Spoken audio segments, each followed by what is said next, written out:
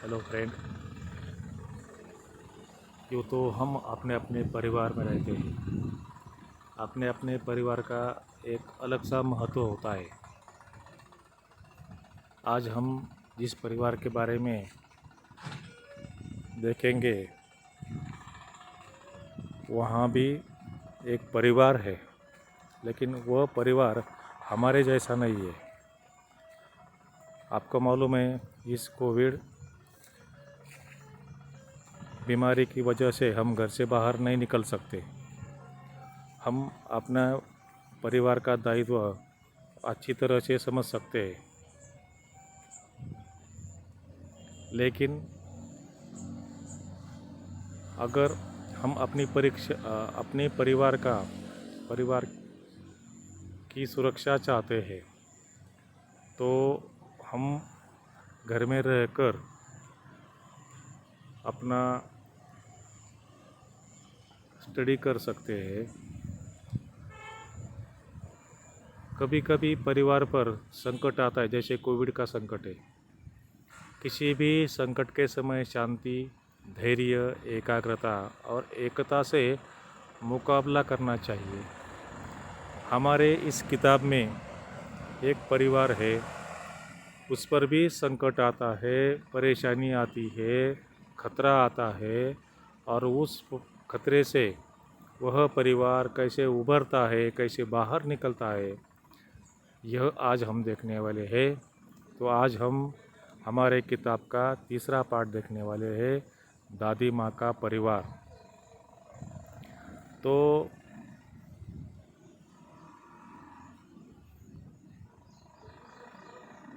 ये पाठ लिखा है रमाकांत कांत जी ने। उनका जन्म 25 अक्टूबर 1949 को खंडेला, उत्तर प्रदेश के राज्य में हुआ है। उन्होंने बहुत सारी किताबें लिखी है, जैसे कि एक तेरे बिना, सुनो कहानी, सरस बाल कथाएँ, जंगल की कहानियाँ, परिश्रम का वरदान, सूझबूझ की कथाएँ आदि किताबें उन्होंने लिखी है।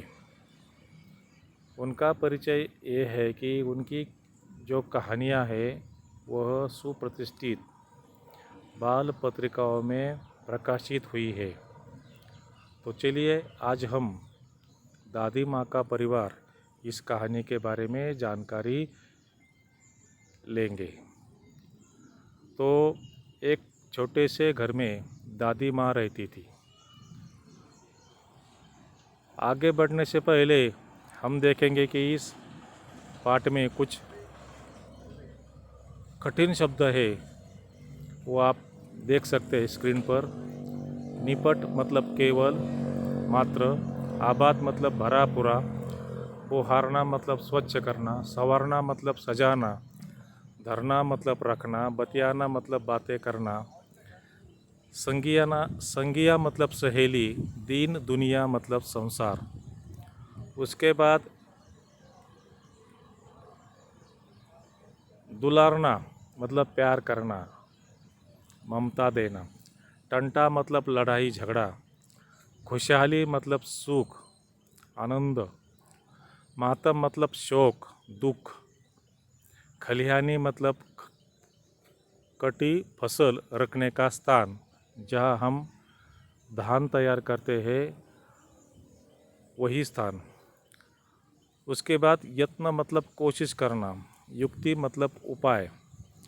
उसके बाद कठिन शब्द है क्लांत मतलब थका हुआ, कलरव मतलब पंछी जो शोर करते हैं उनकी मधुर ध्वनि, उसको कलरव कहते हैं। आनन फानन मतलब शीघ्रता से, जल्दी जल्दी से। बहेलिया का अर्थ है पक्षियों का शिकारी, कुछ लोग शिकार करते हैं पक्षियों की, उसका अर्थ है पक्षियों का शिकारी। हमजोली मतलब साथी, सहेली, मित्र। और झिझक मतलब संकोच। तो इस तरह इस पाठ में ये कठिन शब्द हमें दिखाई देते हैं। तो चलो हम शुरू करते हैं दादी माँ की कहानी। एक छोटे से घर में दादी माँ रहती थी। वह केवल अकेली रहती थी। अकेली रहते हुए भी उनका घर आबाद था, मतलब भरा पूरा था। वो रोज़ सुबह उठती, घर सब घर की सफाई करती, बहारती मतलब सफाई करती, घर सजाती अच्छी तरह से, और आंगन में आसन धरती मतलब बैठती, खाना बनाती, खाती, परिवारजनों से बातें करती, बतियाती मतलब बातें करती, जब रात होती तो सो जाती। इस तरह दादी माँ का हर रोज़ का दिन का काम अच्छे से गुजर रहा था, और दादी माँ के परिवारजन भी फल फूल रहे थे। आप कहेंगे दादी माँ तो अकेले रहती थी, लेकिन परिवारजन कहाँ से आए, तो आगे आप धीरे धीरे देखेंगे। तो सुनो दादी माँ के परिवार की कहानी। दादी माँ थी समझदार सयानी, समझदार मतलब होशियार, सयानी मतलब बुद्धिमान। तो दादी माँ के घर के आंगन में एक बरगद का पेड़ था। आपको बरगद का पेड़ मालूम है? महिलाएं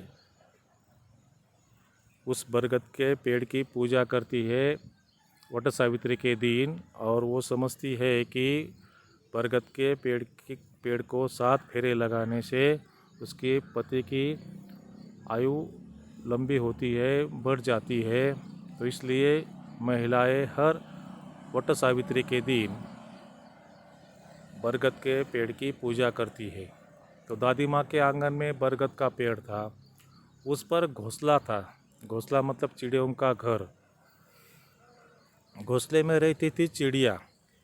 चिड़िया आपको मालूम है आजकल चिड़ियों की संख्या कम होती जा रही है, तो वह चिड़िया उस घोंसले में रहती थी। वह दादी माँ की थी संगिया। संगिया मतलब साथी, सहेली थी दादी माँ की। चिड़िया का नाम था नीलू। तो वो जो चिड़िया थी, वो जो बरगद के पेड़ के ऊपर घोंसला बनाकर रहती थी, उसका नाम था नीलू। जब सुबह दादी माँ आंगन बुहारती, आंगन की सफाई करती, उस वक्त नीलू चिड़िया भी फुदकती, चिंचियाती, मतलब वो भी शोर मचाती, वो भी दादी माँ से बातें करती। दादी माँ का परिवार में और एक साथी थी, उसका नाम था चिंकी चूहिया। एक चूहिया थी, पेड़ के नीचे बिल बनाकर रहती थी, दिन भर घर में उसकी दौड़ लगाती थी। इस तरह चिंकी चिड़िया, नीलू चिड़िया और चिंकी चूहिया, ये दादी माँ का संसार था। दीन दुनिया मतलब संसार। यह दोनों दादी माँ की साथी थी, सहेली थी, और दादी माँ की ये दुनिया थी, संसार था। दादी माँ, चिड़िया, चूहिया, ये सब अगर खुश होते तो दादी माँ भी खुश रहती थी। अगर दादी माँ कभी दुखी होती तो वो भी कभी सुखी नहीं रहती, उनको भी दुख होता था। आगे क्या हुआ देखो कि ठंडी के दिन थे।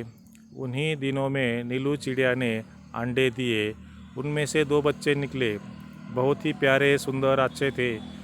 तो दादी माँ ने उनका नाम टीनू मीनू रख दिया। सबने मिलकर उसको पाला पोसा। तो इस तरह नीलू चिड़िया के 2 बच्चे धीरे धीरे बड़े होने लगे। चिंकी के भी 2 बेटे हुए, उसका नाम भी चुस्कू और मुस्कू रख दिया। अब धीरे धीरे परिवार बढ़ रहा था। नीलू चिड़िया के 2 बच्चे, जिनका नाम टीनू मीनू, और चिंकी चूहिया के 2 बच्चे, जिनका नाम चुस्कू मुस्कू, इस तरह दादी माँ के घर के आसपास बड़े हो रहे थे। दादी माँ भी उनका ख्याल रखती थी, उनसे मन बहलाती थी, स्नेह प्यार से वह दुलारती, प्यार करती उनको भी किसी बात का अगर डर होता तो दादी माँ उनका डर दूर करती। अगर वे रोने लगते तो उनको धीरे से उनको प्यार करती। चारों बच्चे घर के आंगन में दौड़ लगाते, इधर उधर घूमते रहते थे दिन भर, और हंसते खेलते थे, खाते थे, गाते थे। कभी कभी खेलते खेलते वो लड़ भी जाते थे। दादी माँ उन्हें समझाती, कहती, मेरे बच्चों मत लड़ो, झगड़े टंटों में मत पड़ो। झगड़ा टंटा मतलब लड़ाई में मत पड़ो, लड़ाई टंटा मतलब लड़ाई, इनमें मत पड़ो।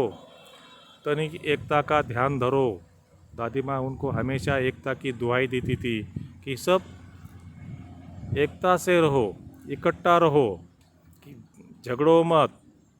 तो दादी माँ उनको कहती हमेशा कि एकता है जहाँ तो खुशहाली है वहाँ। इस तरह दादी माँ और उनके परिवार के लोगों के अच्छी तरह से दिन कट रहे थे, खुशी खुशी वो अपने दिन गुजार रहे थे। इस प्रकार दादी माँ रोज़ उनको समझाती, नीलू चिड़िया, चिंकी चुहिया, उनके बच्चों को दादी माँ हर रोज़ समझाती कि एकता से क्या होता है, उनमें एकता होनी चाहिए, झगड़ा नहीं होना चाहिए। इस तरह दादी माँ सबको एकता के लाभ गिनाती, एकता के उनको फायदे बताती थी। एक बार क्या हुआ कि संकट आया, संकट मतलब परेशानी, खतरा आ गया। एक दिन चिड़ियों में मातम छा गया, जो चिड़िया थी उनमें मातम छा गया।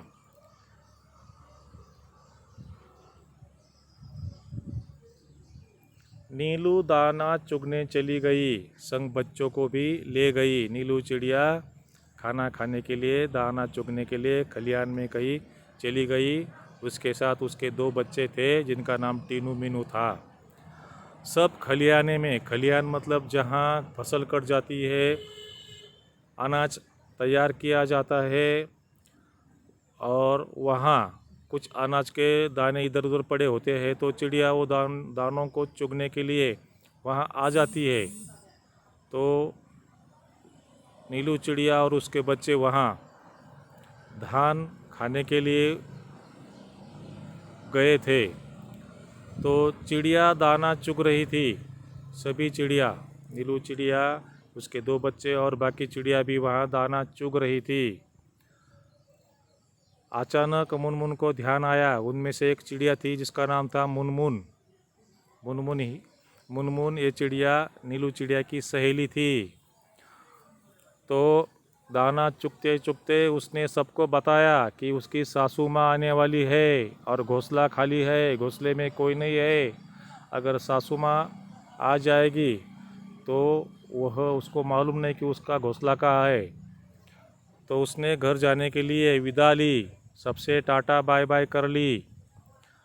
अब वह उड़ने को हुई, मतलब अब वो उड़ने ही वाली थी, लेकिन जब जैसे उसने उड़ने के लिए उड़ान भरी तो उलझ कर रह गई। तो वो कह रही थी कि अरे मैं फंस गई, वो चिल्ला रही थी, क्योंकि वह नीचे पैर से फंस गई थी। तो दूर वहाँ उसके थोड़ी दूर नीलू चिड़िया भी दाना चुग रही थी। तो नीलू ने उसकी पुकार सुनी, बाकी चिड़ियों ने भी बात सुनी। तो नीलू उड़कर मुनमुन के पास जाने लगी, लेकिन वो भी नहीं जा सकी क्योंकि वो भी नीचे पैरों में जकड़ कर रह गई। तब सबको बात समझ आई, वो भी चिंचियार कर, मतलब वो भी जोर जोर से चिल्लाने लगी, बोली अरे हम सब उलझ गए हैं, बहेलिए के जाल में फंस गए हैं। एक शिकारी ने जाल बिछाया था और उसी जाल में सबके पैर अटक गए थे। तो वो बोली कि हम सब उलझ गए हैं, हम सब फंस गए हैं, बहेली के जाल में हम फंस गए हैं। तो सारी चिड़ियों ने उड़ने के बहुत प्रयत्न किए, यत्न मतलब प्रयत्न, कोशिश की उन्होंने उड़ने की, लेकिन वो सभी चिड़िया फंस गई थी, वो निकल नहीं सकी, उलझ गई, क्या करे।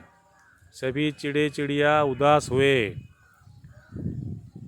ठीक ठीक है, यहाँ तक हम आज पाठ ख़त्म करते हैं, बाकी पाठ हम कल देखेंगे।